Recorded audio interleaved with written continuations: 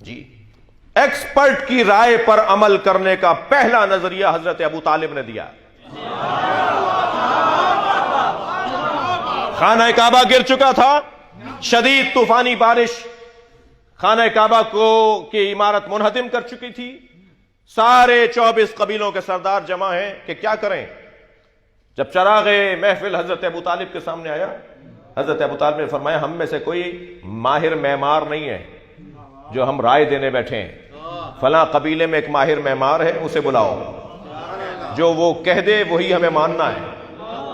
بلایا گیا اسے. اس نے عمارت کو دیکھ کر کہا جی اس کو نئی سرے سے بنانا پڑے گا، یہ پرانی بنیادوں پر عمارت نہیں اٹھائی جائے گی، اس کو دوبارہ سے بنایا جائے گا، نئی عمارت بنے گی، نئی بنیادیں ڈلیں گی. سب نے مانا. حضرت ابو طالب نے فرمایا اس کی بات کو ماننا ہے، جو یہ کہے گا ہم مانیں گے. کہا اتنا مجھے مال چاہیے، اتنی اینٹیں، اتنی فلاں، اتنا مسالہ، اتنا جو اس نے چیزیں مانگی، مجھے اتنا سامان چاہیے تاکہ میں کعبے کی تعمیر کر سکوں. جب سارا مال آ گیا اور وہ مزدور مستری اور وہ معمار کام کرنے کے لیے آگے بڑھا تو پہاڑوں میں سے ایک اژدہا نکل کر آیا جو وسط کعبے میں آ کے بیٹھ گیا اور اس کا وجود لوگوں کو ڈرا رہا تھا. سارے مزدور بھاگنے لگے، دور ہٹنے لگے. پھر پہنچے حضرت ابو طالب کے دروازے پر. ابو طالب تم نے کہا تھا کعبہ تعمیر ہونے جا رہا تھا، ایک اور منظر نظر آ رہا ہے.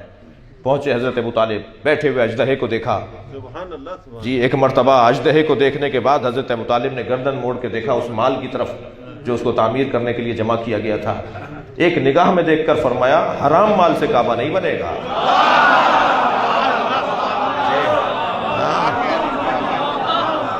سب گردنیں لٹک گئیں.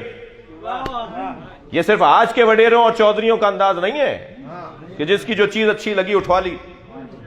یہ پہلے زمانے کے لوگ ہیں، مزاج کی بات ہے، افراد کی بات نہیں ہے.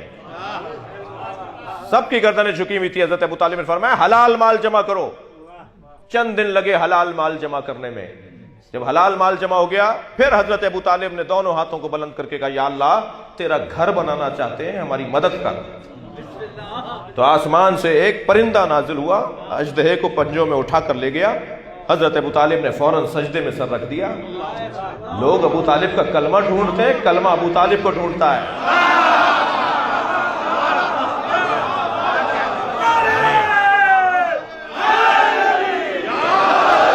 بغیر ابو طالب کے مفہوم کلمہ روشن نہیں ہے. مجھے تو ان لوگوں پہ بڑا تعجب ہے جو حضرت ابو طالب پہ ایمان پر بات کر رہے ہوتے ہیں. عزیزان گرامی، میں ایمان ابو طالب پر تقریر کرنا توہین ابو طالب سمجھتا ہوں. ایمان ابو طالب پر تقریر نہیں ہونی چاہیے، عظمت ابو طالب پر بات ہونی چاہیے. جب محشر میں آئیں گے حضرت ابو طالب تو بادشاہوں کی طرح آمد ہوگی اور انبیاء کی صف میں کھڑے کیے جائیں گے. یہ مولا علی کا فرمان. اتنا سنائیے ان لوگوں کو، اتنا سنائیے جو کلمہ ڈھونڈ رہے ہوتے ہیں، انہیں بتائیے کہ ہم تو ابو طالب کو وصی خدا مانتے ہیں، حجت خدا مانتے ہیں، جی وصی انبیاء مانتے ہیں. حضرت ابو طالب کا مقام کوئی معمولی مقام نہیں ہے. آمادہ ہے تو ایک جملہ اور کہہ دوں. توجہ ہے؟ بیٹھ جاؤ، بیٹھ جاؤ میرے لال، بیٹھ. ایک صلوات اور نبی کی ذات پہ دیا کریں.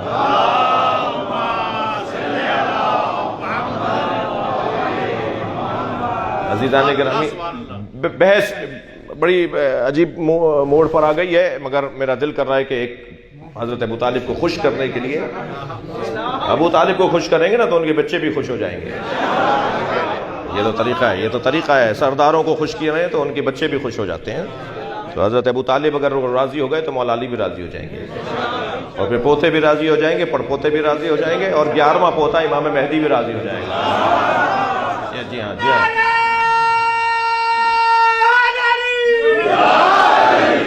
عزیزان گرامی، جب حضرت نبی مکرم کی خبر خوش لے کر حضرت فاطمہ بنت اسد حضرت ابو طالب کی خدمت میں آئی نا کہ سردار ابو طالب آپ کو اللہ نے بھتیجا عطا کیا ہے، مبارک ہو مبارک ہو، تو بے ساختہ حضرت ابو طالب نے فرمایا تم نے مجھے خوشخبری سنائی ہے، تم نے مجھے بشارت سنائی ہے، میں اس کے بدلے میں تمہیں بشارت سناتا ہوں 30 سال کے بعد تمہاری گود میں اس کا وصی آئے گا.